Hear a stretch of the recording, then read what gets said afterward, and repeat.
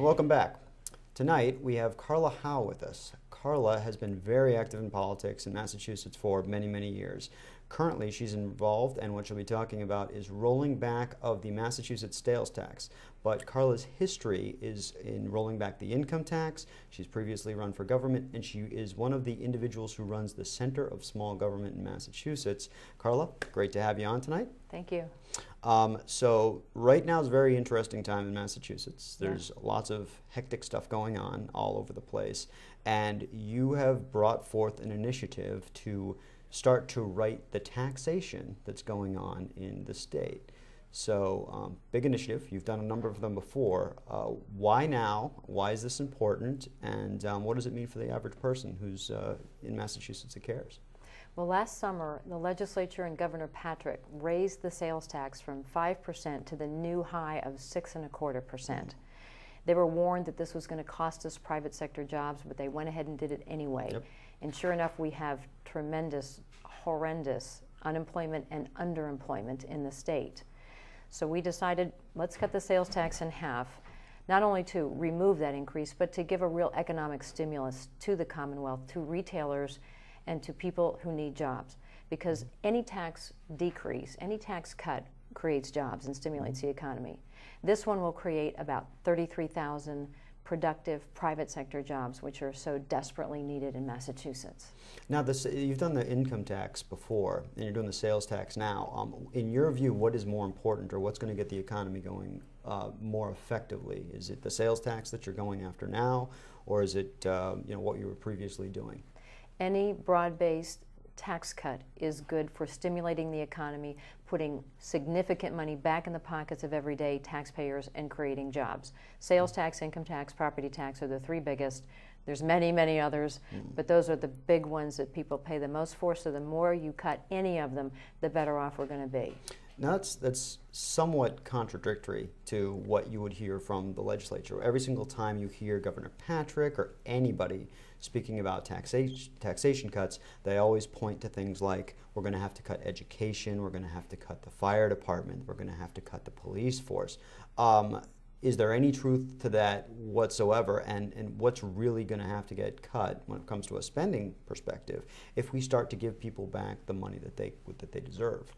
Well, these legislators and the governor, when they make these wild claims, then what we need to do is ask them, which is it? Are you incompetent to prioritize? Or are you simply protecting the special interests who put money in your campaign coffers, who are feeding from the taxpayers, who are consuming billions upon billions of taxpayer dollars every year? Which one is it? Incompetence or protecting the gravy train?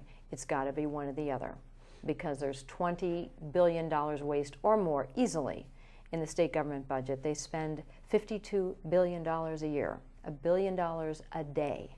We're cutting 5% of that, while families have had to cut 10 and 20 and 30% of their family budgets just to get by. And many are losing their homes.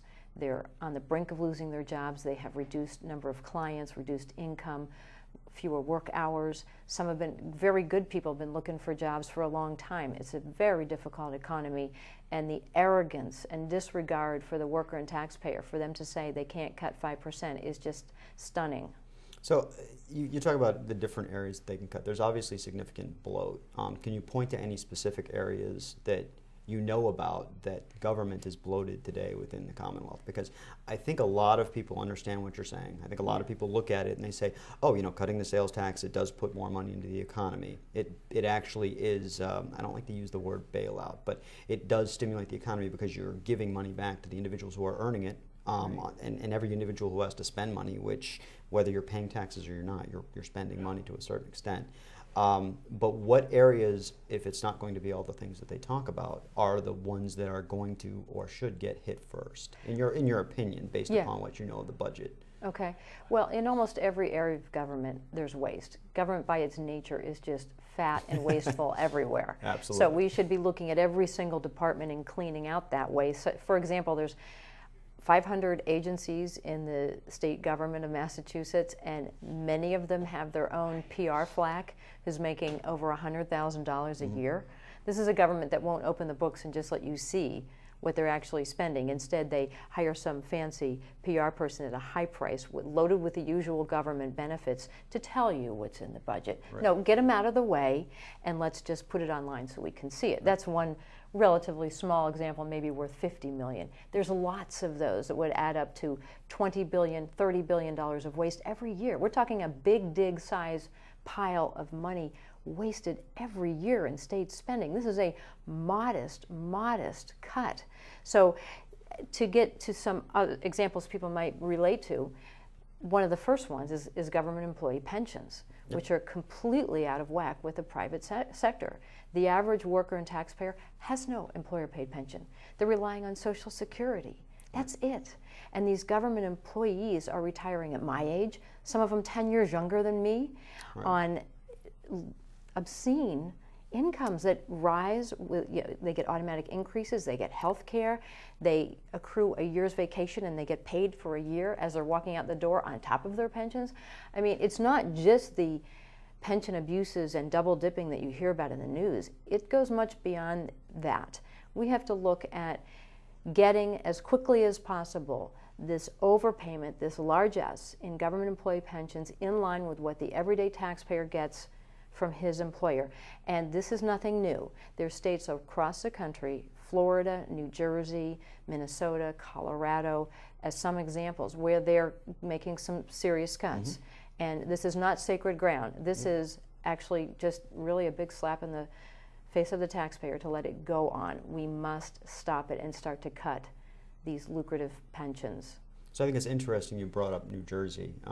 Governor Christie.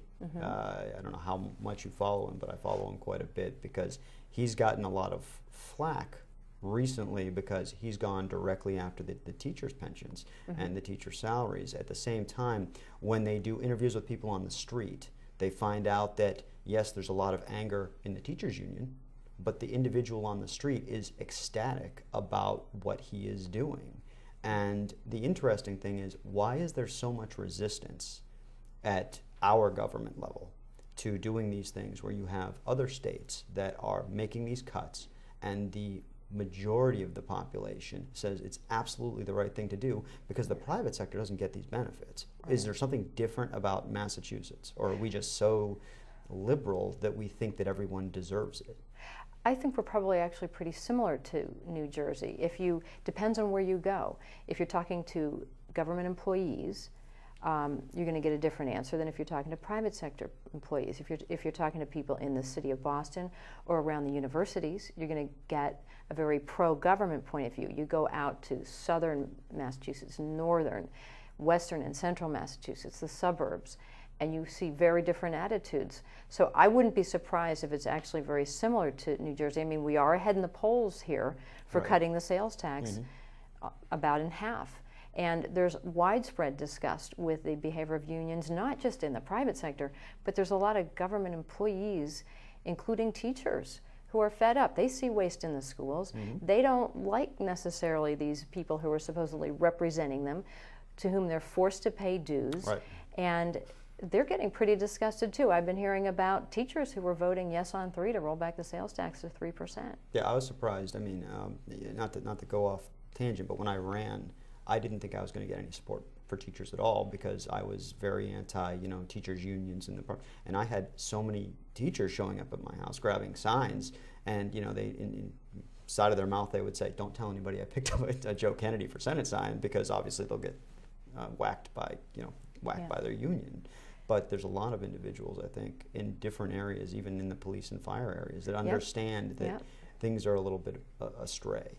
There are. I mean, I ran into an officer in Worcester the other day, and he took a bumper sticker, and he was quite friendly and interested in the idea of cutting the sales tax. Did he put the bumper sticker on his car? I don't know. I didn't see him do that, but he pointed to the police station we were right next to and said, "There's going to be people in there opposing you," and I know. But, there's always the officers, the firefighters, the teachers who say, you're doing the right thing. I'm embarrassed by what the union is doing, and that some of my peers who are in this for the money and the overtime and all kinds of things, and they're saying we're the silent majority. We want to actually be good public servants, and we don't want to gouge the taxpayer. We just want to do the right thing. So, but they have been traditionally silenced, but I think they're starting to come out more and more. I'm hearing more openness than I've heard before of people who are just reaching their limits. So how does, obviously you have individuals that are assisting you.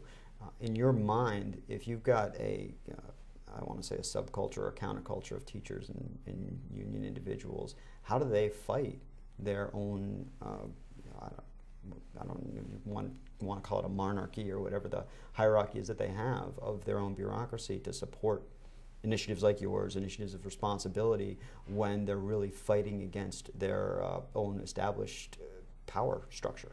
Well, they can vote yes on 3. They can donate up to $50, and beyond that it's not reported if they really want to be anonymous. Yep. So some people do that. And they can talk about it, and there's always people out there. There's parents, there's other teachers, and there's other staff, administrators in the school, there's their neighbors, their friends. They can talk about it and say what they think. If they believe that this has gone too far, we've got to roll back taxes, we've got to start to make things right, they should speak up. If they're educators, if they're really about the children, about doing what's right for them, you don't suppress an idea like that. You don't kowtow to the powers that be. You say what's in your heart.